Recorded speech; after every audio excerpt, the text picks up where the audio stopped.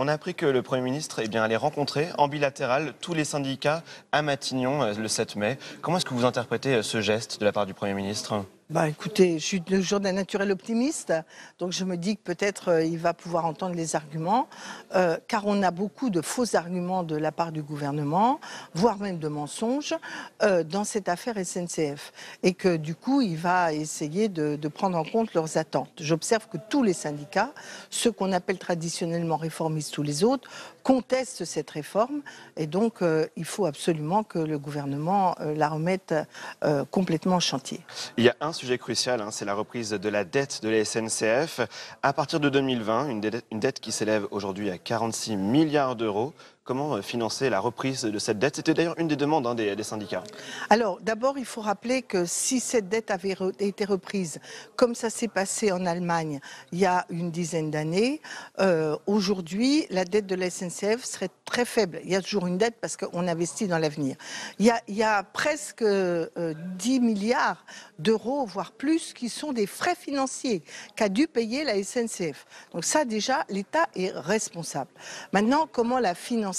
Je rappelle que l'écotaxe devait servir à financer des infrastructures. Et si on avait fait cela tôt, les infrastructures n'auraient pas été de l'endettement. Donc je pense qu'il faut discuter au niveau de l'État. Alors j'ai entendu... Ça passe par un nouvel impôt ou là on parlait de l'écotaxe? De toute façon, vous, il faut un nouvel impôt? Je pense que de toute façon, il faut une écotaxe et il faut une fiscalité écologique qui soit bien ciblée pour qu'elle dissuade de l'usage du camion et des outils de pollution au profit du rail. Alors l'écotaxe, moi j'ai toujours souhaité qu'elle soit régionale pour qu'elle permette notamment aux régions de financer la modernisation des TER. Un mot sur la mobilisation des cheminots, elle est en baisse. On l'a vu hier avec une journée avec moins de 20% de salariés en grève. Comment est-ce que vous interprétez ce taux de grévistes? Il va y avoir des allers-retours. Vous avez bien vu que dans cette grève perlée, les gens n'ont pas toujours les moyens de s'arrêter. Est-ce la bonne solution, cette grève par épisode? Écoutez, en tout cas, je pense qu'elle est plus acceptable pour les salariés qu'une grève non-stop. Oui, mais les usagers s'organisent. De toute façon, une grève n'est jamais faite pour favoriser les usagers, ni même contre les usagers. Elle est faite pour montrer qu'il faut changer, créer un rapport de force.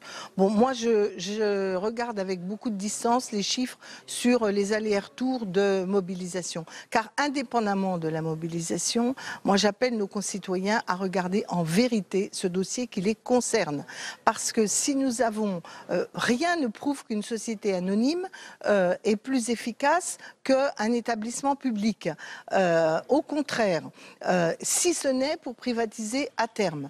Rien ne prouve que, en remettant en cause le statut des cheminots, on va y gagner en efficacité pour l'entreprise. Donc, il faut que nos concitoyens comprennent qu'on est en train d'accepter ce que Thatcher a fait avec les mineurs, c'est-à-dire faire plier un bastion syndical de résistance pour ensuite nous montrer qu'on n'a pas le choix pour accepter par exemple la réforme des retraites qui se profile à l'horizon. Voilà, encore un autre dossier sur lequel on pourra revenir, bien entendu. Marie-Noëlle Lienemann, merci d'avoir répondu à nos questions sur Public Sénat.